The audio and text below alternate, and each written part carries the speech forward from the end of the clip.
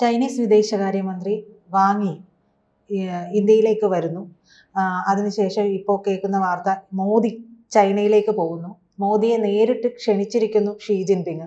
ഇതെല്ലാം പറയുമ്പോൾ അവിടെ മറ്റൊരു കാര്യം, നമുക്ക് പല പ്രതിസന്ധികളും ചൈനയുമായി ബന്ധപ്പെട്ട് നിലനിൽക്കുന്നുണ്ട്. അതിർത്തിയിൽ ഉള്ള വിഷയങ്ങളൊന്നും ഇതുവരെ തീർപ്പ് കൽപ്പിച്ചിട്ടൊന്നുമില്ല, അതിലൊരു ധാരണയായിട്ടില്ല. ഈ ഒരു അവസരത്തിൽ ട്രംപിന്റെ ഒരു താരിഫ് യുദ്ധം കൂടി നിലനിൽക്കുന്ന സാഹചര്യമുണ്ട്. ഇതെല്ലാം വരുമ്പോൾ ചൈനയും ഇന്ത്യയും തമ്മിൽ ഒരുമിച്ച് യോജിച്ചു പോകാനുള്ള ഒരു സാഹചര്യത്തിലേക്ക് പോകുന്നു. ചൈന, ഇന്ത്യ, റഷ്യ ഈ ഒരു സഖ്യം രൂപപ്പെട്ടു വരുന്നു. കൂടെ ബ്രസീലും ദക്ഷിണാഫ്രിക്കയും ഒക്കെ വരുന്നുണ്ട്. ഇവിടെ ട്രംപ് അല്ലെങ്കിൽ അമേരിക്ക ഒറ്റപ്പെടുന്ന ഒരു സാഹചര്യം ഉണ്ടാകുന്നുണ്ട്.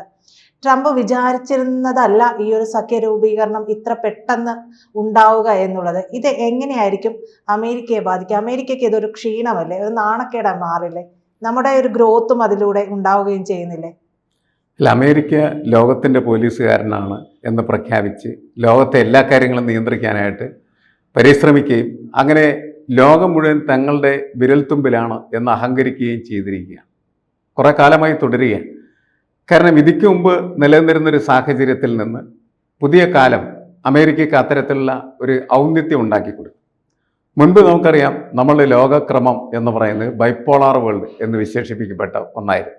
എന്നുവെച്ചാൽ സോവിയറ്റ് യൂണിയൻ്റെ നേതൃത്വത്തിലുള്ള സോഷ്യലിസ്റ്റ് ചേരിയും അതേപോലെ അമേരിക്കയുടെ നേതൃത്വത്തിലുള്ള ഒരു മുതലാളിത്ത ചേരിയും അങ്ങനെ നിന്ന ഒരു കാലമുണ്ടായിരുന്നു. അതെല്ലാം പൊളിഞ്ഞു തകർന്ന് സോവിയറ്റ് യൂണിയൻ പല കഷ്ണങ്ങളായിട്ട് അടർന്നുപോയി.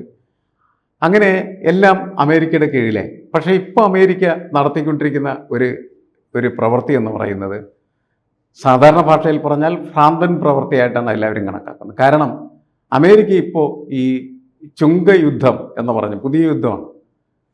അപ്പോൾ ഈ ചുങ്കയുദ്ധം എന്ന് വെച്ചാൽ ടാക്സ് ഏർപ്പെടുത്തി യുദ്ധം നടത്തുന്ന ഒരു പരിപാടി.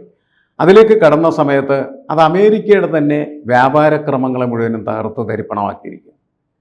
അമേരിക്കയിൽ ഇപ്പോൾ അവരുടെ സൂപ്പർ മാർക്കറ്റുകളിലേക്ക് ഓരോ ദിവസവും സാധനങ്ങൾക്ക് ഇങ്ങനെ വില വർദ്ധിച്ചുകൊണ്ടിരിക്കുകയാണ്.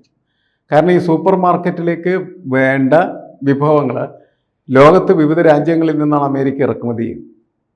അങ്ങനെ ഇറക്കുമതി ചെയ്യുന്ന ഈ രാജ്യങ്ങൾക്കെതിരെ വലിയ ചുങ്കം ഏർപ്പെടുത്തിയപ്പോൾ അവരും എന്ത് ചെയ്യുന്നു? വ്യാപാര ചുങ്കം അമേരിക്കക്കെതിരെയും ചുമത്താൻ തുടങ്ങി. അങ്ങനെ അമേരിക്കയിലേക്ക് പോകുന്ന ഉൽപ്പന്നങ്ങളുടെ അളവെന്ന് പറയുന്നത് കുറയുകയാണ് ചെയ്യുന്നത്. അമേരിക്കയാണ് അതിൻ്റെ പ്രധാനപ്പെട്ട കാരണക്കാർ. കാരണം അവർ ഇപ്പോൾ ഇന്ത്യയുടെ ഉൽപ്പന്നങ്ങൾ അമേരിക്കയിൽ വിറ്റഴിക്കണമെങ്കിൽ 50% ഡ്യൂട്ടി അടക്കണം, 50% ചുങ്കം അടക്കണം എന്ന് പറഞ്ഞാൽ നമുക്ക് ആർക്കെങ്കിലും അങ്ങോട്ട് കയറ്റുമതി നടത്താൻ പറ്റില്ല. അപ്പോൾ ചരക്കുകൾ ചെല്ലില്ല. ചരക്കുകൾ അവിടെ ചെല്ലാതാകുമ്പോൾ അവരുടെ മാർക്കറ്റിൽ ആവശ്യത്തിന് വിഭവങ്ങൾ ഉണ്ടാവില്ല. അങ്ങനെ അവിടെ ഷോർട്ടേജ് വരുന്ന സമയത്ത് ഡിമാൻഡ് വർദ്ധിക്കുന്നു, ആവശ്യത്തിന് സാധനങ്ങൾ കിട്ടുന്നില്ല, വിലക്കയറ്റം ഉണ്ടാകും. അമേരിക്ക വിലക്കയറ്റ ഭീഷണിയിലാണ് ശരിക്കും. അതൊരു വശം. രണ്ടാമത്തെ പ്രശ്നം എന്താണെന്ന് വെച്ചിട്ടുണ്ടെങ്കിൽ നമുക്കെതിരെ അമേരിക്ക എടുത്ത നിലപാടെന്താണ്? നിങ്ങൾ റഷ്യയിൽ നിന്ന് എണ്ണ വാങ്ങുന്നു, അത് അമേരിക്കയുടെ നയത്തിനെതിരാണ്. അമേരിക്ക മുൻപ് പ്രഖ്യാപിച്ചിരിക്കുന്ന ഉപരോധത്തെ തകർക്കുന്നതാണ്. അതുകൊണ്ട് നിങ്ങൾക്ക് കടുത്ത ശിക്ഷകളെ ഏൽപ്പിക്കുന്നു എന്ന് പറഞ്ഞിട്ടാണ് 25% വരെ 50% ഇരട്ടി ചുങ്കം നമുക്ക് എതിരെ പ്രഖ്യാപിച്ചിരിക്കുന്നത്. നമ്മൾ പക്ഷേ ഇക്കാര്യത്തിൽ അമേരിക്ക പറയുന്നത് കേൾക്കാൻ തയ്യാറാവില്ല. കാരണം ഇത് ബിസിനസ്സാണ്. ബിസിനസ്സിൽ നമുക്ക് എവിടെയാണ് ലാഭം കിട്ടുന്നത് അവിടെ നിന്ന് നമ്മൾ സാധനങ്ങൾ വാങ്ങാൻ തയ്യാറാവുള്ളൂ. നമ്മൾ റഷ്യയിൽ നിന്ന് എണ്ണ വാങ്ങുമ്പോൾ നമുക്കുള്ള ഏറ്റവും വലിയ അഡ്വാൻറ്റേജ് വളരെ വില കുറച്ച് എണ്ണ തരാൻ പുടിൻ തയ്യാറാണെന്നേ. രണ്ടാമത്തെ കാര്യം എന്താണ്?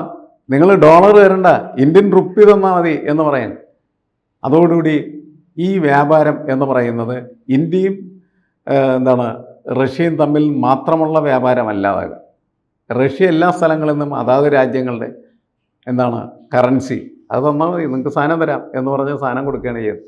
ഇതിൻ്റെ ഫലമായിട്ടുണ്ടായ വലിയ ഒരു ഇമ്പാക്റ്റ് എന്ന് പറയുന്നത് അമേരിക്കൻ ഡോളർ എന്ന് പറയുന്നതിൻ്റെ ലോകാധിപത്യം അസ്തമിച്ചുകൊണ്ടിരിക്കുന്നതെന്നാണ്. മുമ്പ് ഡോളറാണ് ലോകത്തെ ഭരിച്ചുകൊണ്ടിരുന്നത്. ആ ഡോളറിനെ സൈഡ് ലൈൻ ചെയ്യാം. അതാണ് റഷ്യയും അതേപോലെ തന്നെ ചൈനയും എടുത്ത ടാക്ടിക്സ് എന്ന് പറയുന്നത്. അതിലാണ് ശരിക്കും പറഞ്ഞാൽ ട്രംപ് കാലിടർ വീഴുന്നത്. ഡോളറിൻ്റെ വില എന്ന് പറയുന്നത്, അല്ലെങ്കിൽ ഡോളറിൻ്റെ ഡിമാൻഡ് എന്ന് പറയുന്നത് അവർ തകർക്കാൻ ശ്രമിക്കുകയാണ് ചെയ്യുന്നത്. ഡോളർ വേണ്ട വ്യാപാരത്തിന് എന്നുള്ള ഒരു നില പുതുതായിട്ട് സൃഷ്ടിക്കപ്പെട്ടു. ഇതോടുകൂടിയാണ് ട്രംപിന് ഭ്രാന്ത് പിടിച്ചതെന്നാണ് എനിക്ക് തോന്നുന്നത്. എന്തായാലും വീണ്ടും ഭ്രാന്തൻ പ്രവർത്തനങ്ങൾ നടത്തിക്കൊണ്ടിരിക്കുന്ന സമയത്താണ് ഈ ട്രംപ് ആർക്കെതിരെയാണോ വലിയ ചുങ്കങ്ങൾ ഏർപ്പെടുത്തുന്നത് ആ രാഷ്ട്രങ്ങളെല്ലാം ഒരുമിച്ച് വരാൻ കഴിയും. അങ്ങനെയാണ് Russia, China, India, south Africa, അതുപോലെ തന്നെ ബ്രസീൽ മുതലായിട്ടുള്ള രാഷ്ട്രങ്ങൾ ഈ ഐക്യപ്പെടലിൻ്റെ മുന്നണിയിൽ വന്നിരിക്കുകയാണ് ചെയ്യുന്നത്. നമ്മൾ ഒരിക്കലും പ്രതീക്ഷിച്ചിരുന്നില്ല ചൈനയും നമ്മളും തമ്മിൽ ഇങ്ങനെ ഒരു സൗഹൃദത്തിലേക്ക് വരും എന്ന്. കാരണം പ്രത്യേകിച്ച് BJP ഗവൺമെൻറ്, അവിടുത്തെ കമ്മ്യൂണിസ്റ്റ് ഗവൺമെൻറ് എന്ന് തന്നെ പറഞ്ഞുകൊണ്ട് അതിനെ എതിർക്കുന്ന സമീപനം ശക്തമായിട്ട് എടുത്തിരുന്നതാണ്. അതിന് മാറ്റം വരുന്നു. അങ്ങനെ മാറ്റം വരുമെന്ന് പറഞ്ഞാൽ നേരത്തെ ഇന്ത്യയും ചൈനയും വളരെ അടുത്ത ബന്ധമാണ്. നമ്മൾ പറഞ്ഞിരുന്ന ഇന്ത്യ ചീന ഭായി ഭായി എന്ന് പറഞ്ഞ ഒരു മുദ്രാവാക്യമൊക്കെ നേരത്തെ ഉണ്ടായിരുന്നതാണ് നെഹ്റുവിൻ്റെ കാലത്ത്.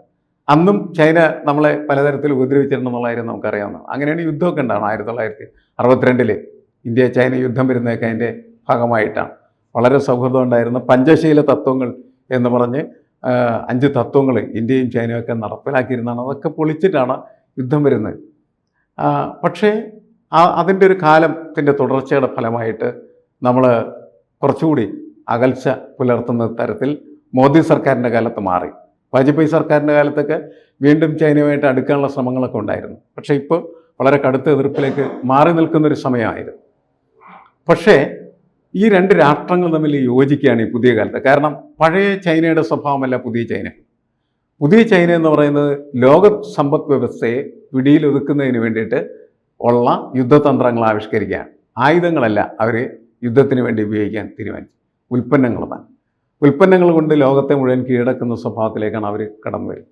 ഇപ്പോൾ ചൈനയുടെ പല സാധനങ്ങളും നമുക്ക് ആവശ്യമുണ്ട്, നമ്മളുടെ പല സാധനങ്ങളും അവർക്കും ആവശ്യമാണ്. അങ്ങനെ നല്ല ബന്ധത്തിലേക്ക് ഇന്ത്യയും ചൈനയും എത്തിക്കഴിഞ്ഞാൽ അത് പരസ്പരം ഗുണകരമായി തീരുന്ന ഒരു ബന്ധമായിരുന്നു.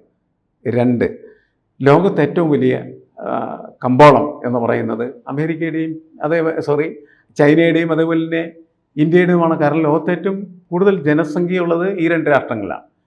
ജനസംഖ്യയാണ്, ജനങ്ങളാണ്, ഉപഭോക്താക്കളാണ്, കൺസ്യൂമേഴ്സാണ് പുതിയ കാലത്തിൻ്റെ വിപണികളെ നിയന്ത്രിക്കുന്നത്. അതുകൊണ്ടാണ് നമുക്ക് പുതിയൊരു മുദ്രാവാക്യമുണ്ട്, കൺസ്യൂമർ ഇസ് ദ കിങ് എന്ന് പറയുന്നത്.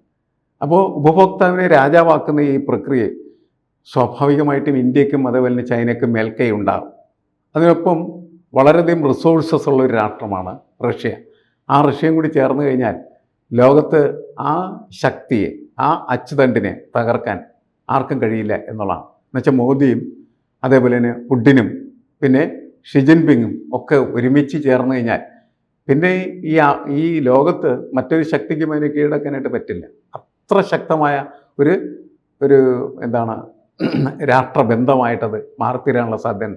അമേരിക്ക ആവശ്യമില്ലാതെ ഇതിൽ കയറി ഇതിൻ്റെ മേൽ കടിച്ച് അവരുടെ പല്ലുകൊഴിയും എന്നല്ലാണ്ട് അവർക്ക് മുന്നോട്ട് പോകാനായിട്ട് കഴിയില്ല. ഇതാണ് ഇപ്പോൾ പുതിയതിൽ വന്നിരിക്കുന്ന ഒരു സാഹചര്യം എന്ന് പറയുന്നത്. ഈ സാഹചര്യത്തിൽ നമുക്ക് പല ഗുണങ്ങളുണ്ട്. നമ്മളും ചൈനയും തമ്മിൽ നല്ല ബന്ധമാണെങ്കിൽ നമുക്ക് പ്രതിരോധ ചെലവ് വളരെയധികം കുറക്കാനായിട്ട് കഴിയും. കാരണം നമുക്ക് ശത്രുക്കളായിട്ട് ഉള്ളത് ചൈനയും അതേപോലെ പാകിസ്ഥാനും അഫ്ഗാനിസ്ഥാനും ഒക്കെയാണ്. അല്ലെങ്കിൽ നമുക്കറിയാം അഫ്ഗാനിസ്ഥാൻ നമ്മളുടെ കൂടെ ആയിക്കഴിഞ്ഞിരിക്കുന്നു. പാകിസ്ഥാൻ എന്ന് പറഞ്ഞാൽ ചീള് രാഷ്ട്രമായിട്ട് മാറി, ബംഗ്ലാദേശ് വരുന്നു അല്ലേ? പിന്നെ ഉള്ളത് ചൈന മാത്രമാണ്. ചൈന ഇപ്പോൾ നമുക്കൊപ്പം നിൽക്കാൻ തീരുമാനിച്ചാൽ നമ്മുടെ പ്രതിരോധത്തിന് വേണ്ടി നമ്മൾ ചെലവഴിക്കുന്ന പണം നമുക്ക് വളരെയധികം കുറക്കാനായിട്ട് കഴിയും. അങ്ങനെ കുറച്ചാൽ വീണ്ടും നമുക്ക് വലിയ ഒരു സാമ്പത്തിക ശക്തിയായിട്ട് ഉയരാനുള്ള സാധ്യത കൂടുകയാണ് ചെയ്യുന്നത്. എന്തായാലും പുതിയ മാറ്റം എന്ന് പറയുന്നത് വലിയ തോതിൽ ലോകക്രമത്തിൽ മാറ്റം വരുത്താനായിട്ടുള്ള സാധ്യതയുണ്ട് എന്നാണ്. താൽക്കാലികമായിട്ട് നമുക്ക് ചില പ്രശ്നങ്ങളുണ്ടാകും, പ്രത്യേകിച്ച് കേരളത്തിനൊക്കെ. കാരണം കേരളത്തിൽ നിന്ന് കയറ്റുമതി നടത്തുന്ന സുഗന്ധദ്രവ്യങ്ങൾ, അതുപോലെ കശുവണ്ടി, അങ്ങനെയുള്ള പല സമുദ്ര ഉൽപ്പന്നങ്ങൾ, അതിലൊക്കെ നമുക്ക് പ്രശ്നങ്ങളുണ്ടാകും. കാരണം നമ്മളുടെ വ്യാപാരം മുടങ്ങി കേരളം കുറച്ച് സമ്മർദ്ദത്തിലാവാൻ സാധ്യത. എങ്കിലും പൊതുവെ ഇന്ത്യ എടുക്കുന്ന ഇപ്പോഴത്തെ നയങ്ങൾ, പ്രത്യേകിച്ച് ചൈനയും അതേപോലെ തന്നെ റഷ്യയും ഇന്ത്യയും ഭായി എന്ന് പറയുന്ന തലത്തിലേക്ക് എത്തിയാൽ അത് അമേരിക്കയ്ക്ക് എതിരായ ഏറ്റവും ശക്തമായിട്ടുള്ള പ്രതിരോധം മാറാൻ സാധ്യതയുണ്ട്. ഭാവിയിൽ നമുക്കത് ഗുണകരമായി തീരും എന്നാണ് എനിക്ക് തോന്നുന്നത്.